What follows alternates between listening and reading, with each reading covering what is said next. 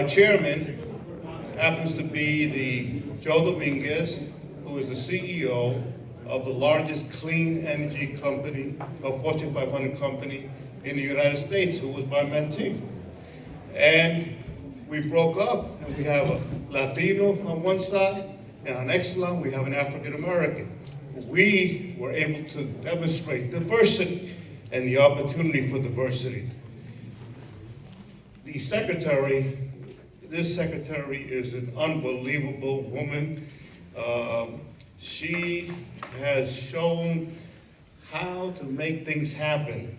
Those of you know that I've been here since 2016 trying to see something happen, and today I saw something happen with the opportunity and the ability that she made. Now, a lot of folks don't know that Puerto Rico has the poorest community in the United States, that we are citizens by birthright, and that there are 3.2 million Puerto Ricans on the island and 6 million Puerto Ricans in the mainland. 78% of the Puerto Ricans on the island have a high school diploma. There are 71,000 veterans in Puerto Rico. The home ownership is up to 68%. Everybody in Puerto Rico wants mi casita. That makes them feel that they're middle class, whether they have money or not, once they have su casita. I remember my mother, how she dreamt of having her own home when we were down in public housing. And when she came back, she had her house. Esta la casa que Dios me dio. And 35 years she lived there. My cousin is testament to that, who's here. We enjoyed what we thought was richness of the life in Puerto Rico. The poverty rate is 40.5%. As I indicated to you, we are poorer than the state of Mississippi. The median income is only $22,000. It is pathetic that we as American citizens haven't put as much effort in increasing and producing opportunities. There are 48,000 businesses, which are very small businesses on the island. And why today's announcement is important? Because it strengthens the island's energy resilience to harsh hurricanes. It provides excellent job opportunities with real incomes and increase the availability of economic development. Without energy, you can't have businesses. And so it reduces the propensity for our businesses to leave the island. And it provides other economic opportunities. I am so privileged to know the secretary. We held a conference, the first Latino group to hold a conference in the Department of Energy, a national conference, to try to make sure that we have diversity, and diversity doesn't only mean one group. It also means Latinos, and we've been left out of the economic opportunities that are involved in the energy area. The Honorable Jennifer Granholm, she is also an immigrant, like most of us that are migrants to this state. She is a Canadian American. She is an educator, and she's an author as I am. She's a political communicator, and she's a politician. She's a trailblazer. She was the first woman attorney general and the first governor of the state of Michigan. I got to tell you that I am so humbled when I saw, having worked here, and some of you, Frank, you know that. Where is Gloria, who just built a school? Gloria, you know that. And there are so many others of you who have labored and have not been able to get the energy that's necessary. In 2016, I gave a report to the governor And what happened right after that? Maria. So to some extent, thank God for Maria, because the Biden administration has made the commitment that no other administration since the time of Roosevelt has provided resources for the people of Puerto Rico. That is our Secretary Granholm. Please welcome her, because she is unbelievable.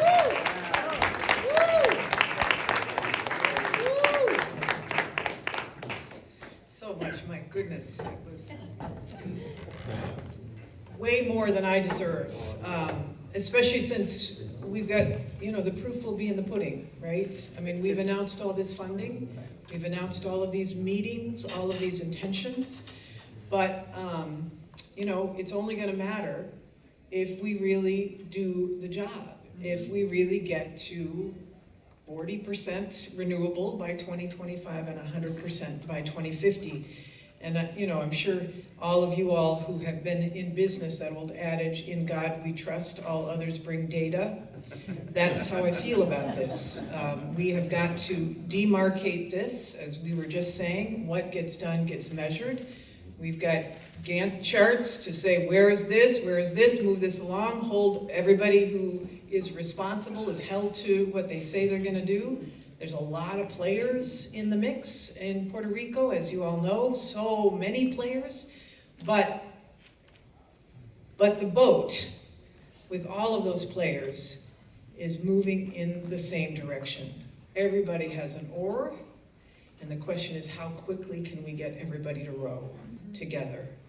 So we can see the promised land, we can see the finish line, and the question is, can we get there on time? We feel this sense of just such urgency.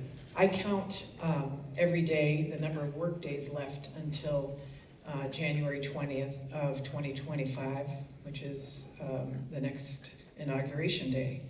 And we can only count what we know. And what we know is we have 374 days until January 20th, 2025.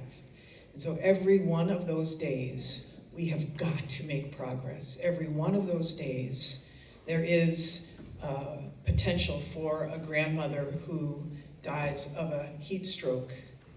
Well, that grandmother, I feel, is my grandmother too.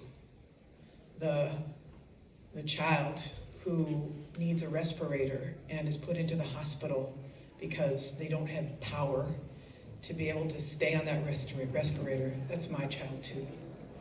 Your heat wave is my heat wave. Your hurricane is my hurricane. And that's how our team feels.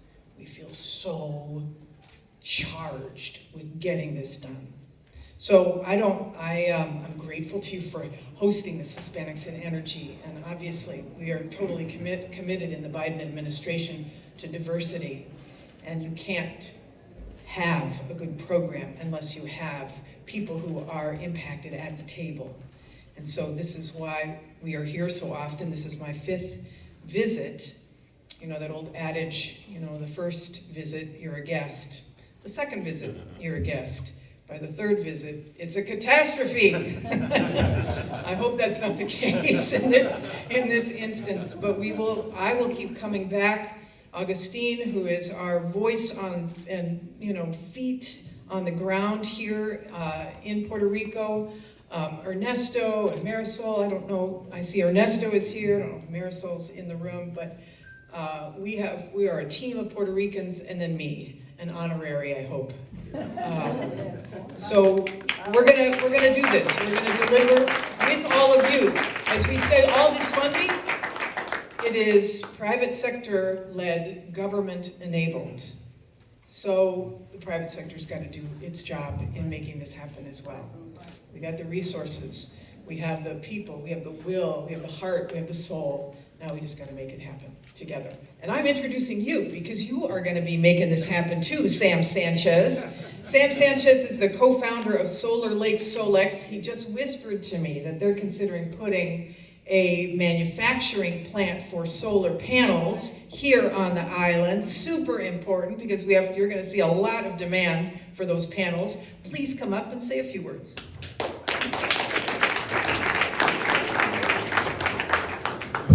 you. It's an honor. Well, I want to thank Secretary Granholm and members of the Department of Energy. We stand behind you in the Biden administration and the priority to combat climate change.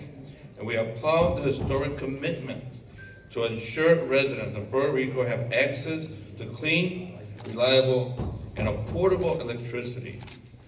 Similarly, the government, Chair Lewis, thank you for your continued leadership in Puerto Rico and become the benchmark of modernizing the electric grid and integrating the renewable energy and for residents no matter the income level. So I want to thank Jose Perez and Nelson Diaz. They've been, for Hispanic Energy, they've been at the forefront of advocating for Hispanic energy sector for decades. Thank you for bringing the Hispanic energy and the advocacy into Puerto Rico. Great Lakes Solar is looking to work with all branches of electrical service in Puerto Rico. Our company, Great Lakes Solar, is minority owned. Let me specify that. Minority owned. We are Latinos, Hispanics, and Hispanics and Latinos support each other to build generation wealth for our families and in this island.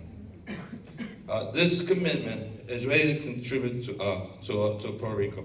We are working with the community leaders, stakeholders to build a panel manufacturing plant in Puerto Rico. Our goal is to make solar panels readily available for residents of Puerto Rico and to residents in the mainland. Our manufacturing plant soon will have the capacity to add 6 gigawatts of solar panels to the market. We'll be the first plant of this kind in Puerto Rico to be a significant addition to the nation's solar panel capacity. Great Lakes Solar will create over 400 new jobs with competitive wages, benefits. Our goal is to partner locally with higher educational institutions, trade schools, workforce development, not-for-profit to create and train programs with the service of recruiting and hiring in the pipeline. We stand ready to advance the Department of Energy to clean, renewable goals in Puerto Rico. Juntos todos, we're going to reduce the CO2 and combat climate change. Quiero dar gracias a todos por la oportunidad y estoy agradecido y por la bienvenida a Puerto Rico. Gracias.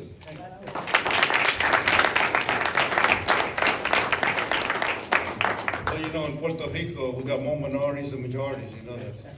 And the problem is that the majorities don't able to do business in the country itself. So having the secretary make sure that we also have diversity in the contracting opportunities and in the business opportunities is something that is unique to the island, despite the fact that about 98% of the people here, quote unquote, are Puerto Ricans, and they're all minorities. We don't get the business. Isn't that right, Frank? Could be. See, yeah, Frank has been doing it since the 60s. And so here he amens me. So Frank, you know, she's got an incredible job. She's got to do this cutting edge clean energy technology for all over the country. It's not just here. I mean, and she's spending this time here, and she's got at the same time create millions of good paying junior jobs all over the country. And she's trying to do it here with herself, 5 visits. And she's trying to build an equitable economy all over the country. And she's doing it here. You're amazing. You're an amazing woman that can do that all over the country and still have time for us poor Puerto Ricans from here. That is just, and it's important that our people on the mainland know that, because we've lost over 1 million people because of the lack of resiliency in the electrical system. Over 1 million people we've lost, and we need to have an opportunity for our people to come back and not just the beachcombers to take over the island. And so that's an issue. And I'm glad you took on those people, because the people in the community are suspect of both contractors that are involved in doing the work.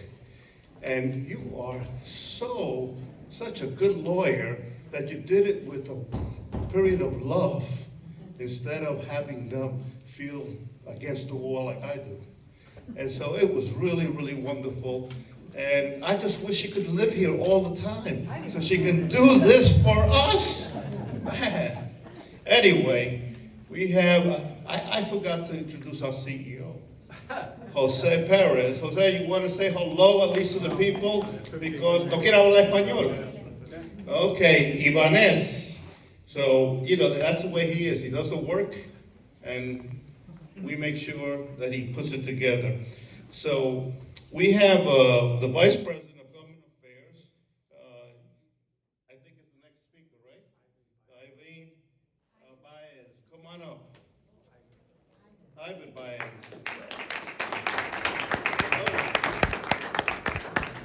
Well, good night, Secretary. Thank you for being with us. Thank you, Hispanic In Energy, for inviting me. And also humbled to announce that Genera will now become members of Hispanics in Energy. So we're proud to be part of the family. Just a few words. Thank you, Secretary, for giving us hope.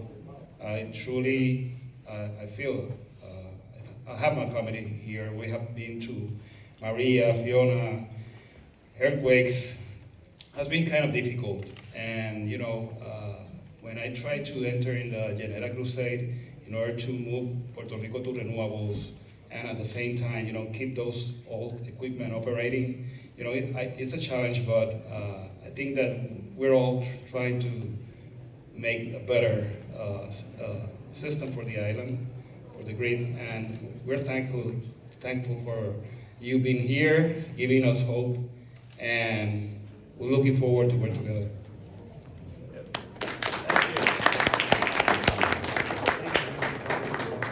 Here? Oh, you are privileging us with your presence. We really appreciate it.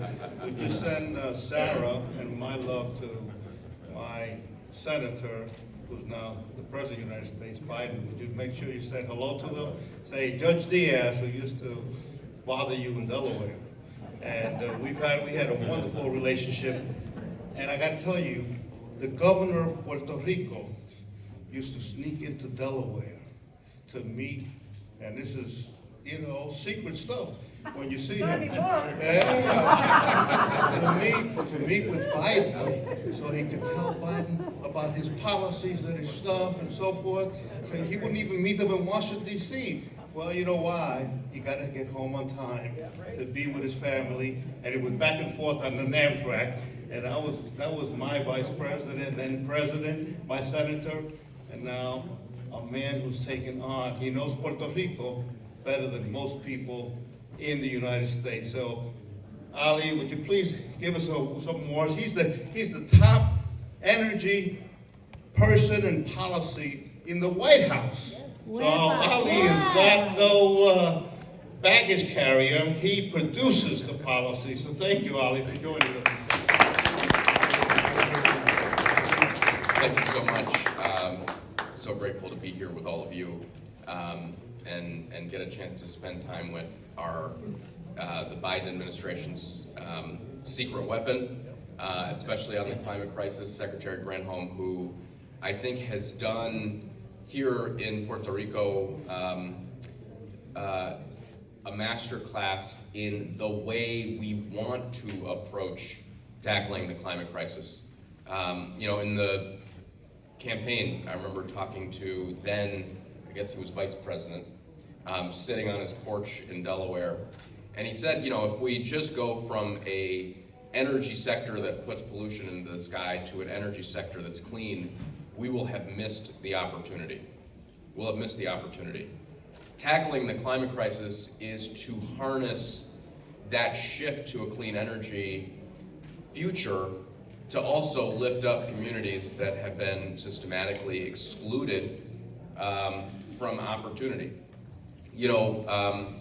We see that exclusion manifest in a bunch of different ways. And today we spent a bunch of time talking about the defensive part of that, right? The defensive part of it is you've got a disproportionate amount of energy burden, disproportionate number of folks who are in the last mile, who face whether you call it energy injustice or climate injustice, that are in our black and brown communities. And that's the defensive opportunity, is how do we get folks up to what is reasonable, have no one be left behind. But this isn't just a moment where we figure out how to make sure no one gets left behind. This is a moment when we can figure out how everyone gets ahead. And the way we do that is, earlier today we visited with young people who are signed up with LUMA, learning how to apply their STEM skills into this transforming field, whether it's the grid, hardening work that's being done, whether it's virtual power plants or storage.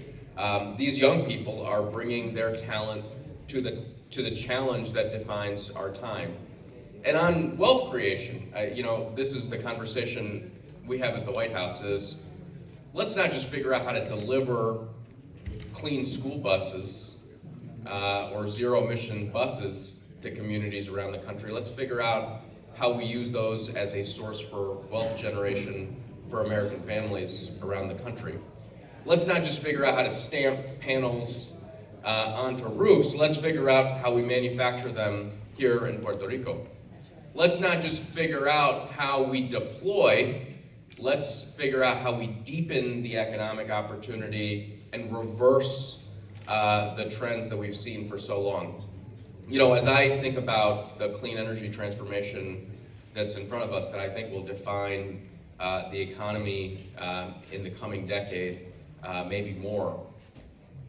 For so many of our brothers and sisters, for folks we know so well, for our communities, there have been moments of economic transformation, the tech boom, right? That folks, in some narrow zip codes in the United States harness all of the upside, and everybody else gets left behind. If we do this right, not only will we tackle the climate crisis, not only will we cut consumer bills, not only will we do the defensive work and the work of repair to get people to good enough, this will be the moment where we unleash the full talent of every single person. And I've stared at all the climate science. If we don't have everybody we've got on the field being part of the solution, we're gonna not meet the moment. So very grateful for your mission, for your leadership, and for your Delaware roots. Thank you.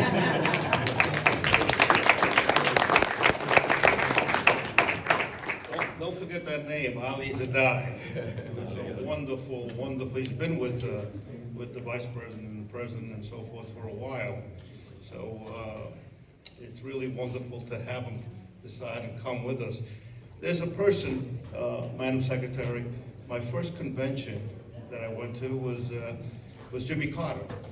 And there was a young kid there who grew up to become Secretary of State here in Puerto Rico. He happens to be here for some reason, I don't know why, but McClintock, would you raise your hand? McClintock was this young little kid then, and look at him now, he's a retired, so he knows all the issues that we have grappled with in terms of trying to get this thing done. And we're so happy that we have the secretary who will make things happen, and we're going to enshrine her, and we're going to change the Columbus statue to the Granholm statue, Anyway. Hey, she looks a lot better than he did too, But, Puerto Ricans are beautiful people. I guess you realize that, because we are a complex of white, black, and Indian. That's why everybody tells me how handsome I am every time they see me, because I'm Puerto Rican. And so our people are the most beautiful people in the world, and I'm very proud of that. And if you can't find it here, any color, shade, or otherwise, you can't find it anywhere in the world. We just came back from Iceland. Everybody looked alike in Iceland. They were all 6 foot, they were all blondes, and they knew that I was a tourist. So that's not Puerto Rico. Puerto Rico, she can sneak in and be part of the Puerto Rican community, and everybody else can sneak in and be part, and we welcome everybody. And I gotta tell you, have they offered you a cup of coffee every time you stop at somebody's house? Absolutely. You got to. And it's so good. Oh, man. Oh, my God. Café del país, el más, y tenemos también ron si tú quieres. But it is the people here will welcome you, and if you don't take their coffee, you offend them. So you got to be able to go in. I've even eaten people's houses that I don't know. And that's the wonderful thing about the Puerto Rican people, that they give you the shirt off their back no matter what, even if they don't have it. And that's the wonderful thing that you're bringing to us, and they have felt alienated since the Roosevelt period. And so you are unbelievable. I love you. I thank you. I thank the administration. And Hispanics in Energy, we're going to do everything we can to make sure that the people here get equity and equal opportunity. Anything else I need to do, Jose? No, you got it. Please, we didn't bring liquor because we want to make sure you get home and don't have any accidents. Because the secretary wants to make sure that everything she does here is for the progress of the people. And so we thank you because this is for the progress of our people. I love you. Thank you. And I wish you to have a long time.